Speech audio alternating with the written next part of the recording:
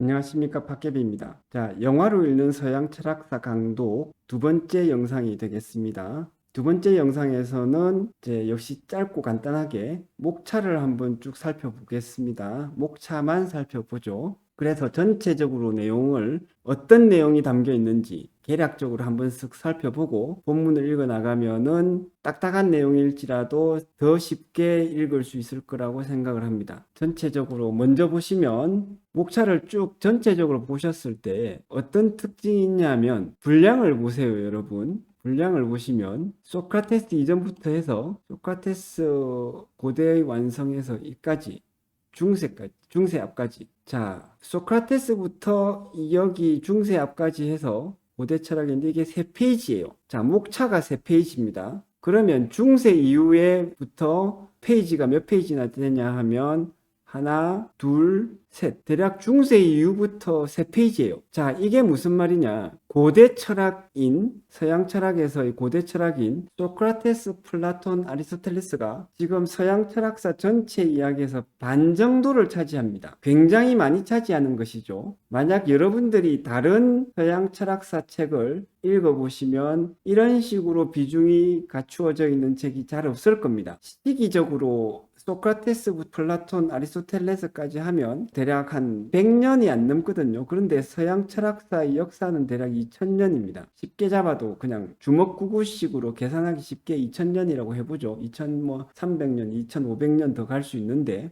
자, 그런데 2000년 중에서 주먹구구식을 대충 잡았을 때 100년 정도 해당되는 소크라테스부터 아리스토텔레스까지의 철학이 지금 전체 서양 철학사에서 반을 차지하고 있다. 이거 이상하게 생각하시는 게 정상이에요. 자, 왜 이렇게 되어 있냐면 그 철학 사상의 영향력 때문에 그렇습니다. 영화로 읽는 서양 철학사 이 책은 철학을 모든 부분을 샅샅이 알고자 하는 철학 전공자들을 위한 것이 아니라 철학 전공자들 중에서도 초보자들을 중심으로 그리고 또 철학 전공자가 아닌 다른 분야의 전공자시겠죠. 철학에 대해서는 뭐 대단히 전문적인 관심이나 지식이 필요하지 않은 그런 분들에게 철학을 알려드리는데 그분들에게 어떤 철학을 알려드리냐 하면 그래도 많은 철학자들이 이 철학이 중요해라고 생각하는 그 철학, 즉 전공자들이 전공하는 철학을 알려드리려고 하는 겁니다. 그래서 제가 철학을 전공하면서 이것저것 공부를 해보고 또 교수님들이 요구하는 시험 문제를 풀면서 무엇을 중요시하는구나를 알아보니 소크라테스, 플라톤, 아리스토텔레스가 서양 철학 전체에서 이 정도로 비중이 있는 것 같다. 그리고 요게 여러분들이 전반적으로 혹시나 기회가 되어서 한 좀 오랜 시간을 들여서 철학 전반을 공부를 샅샅이 해보시면 저랑 비슷하게 동감을 하실 겁니다. 그래서 그 점은 요렇다는 것을 강조를 드리고요.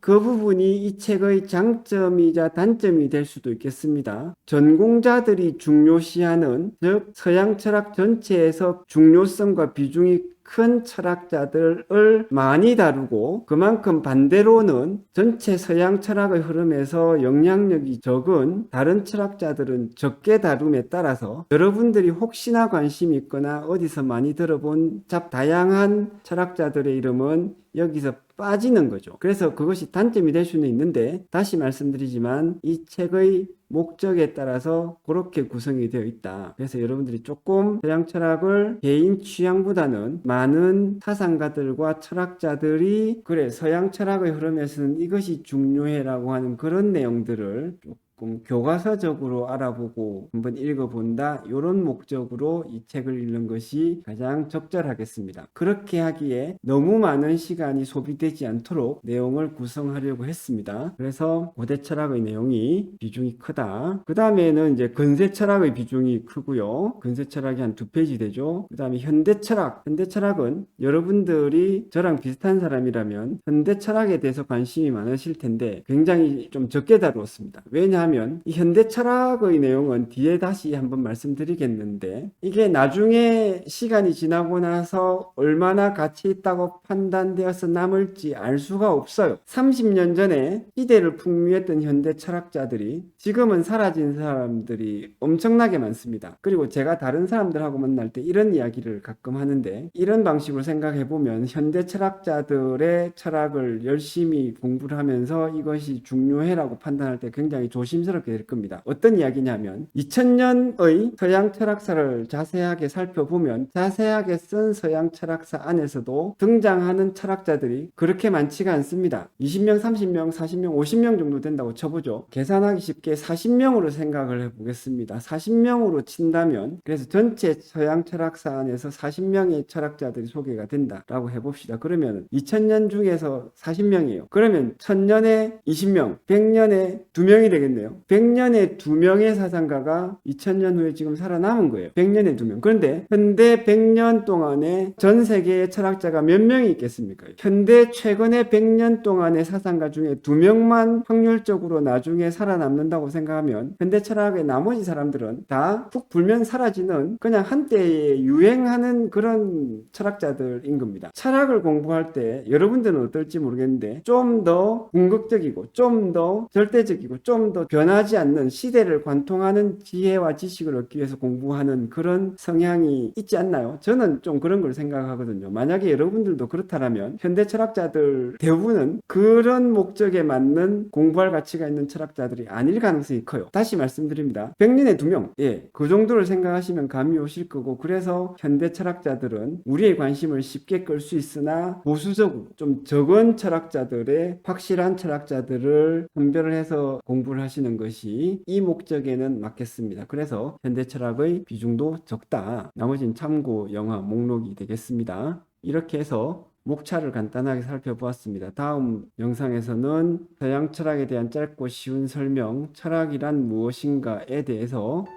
본문을 읽어보겠습니다. 감사합니다.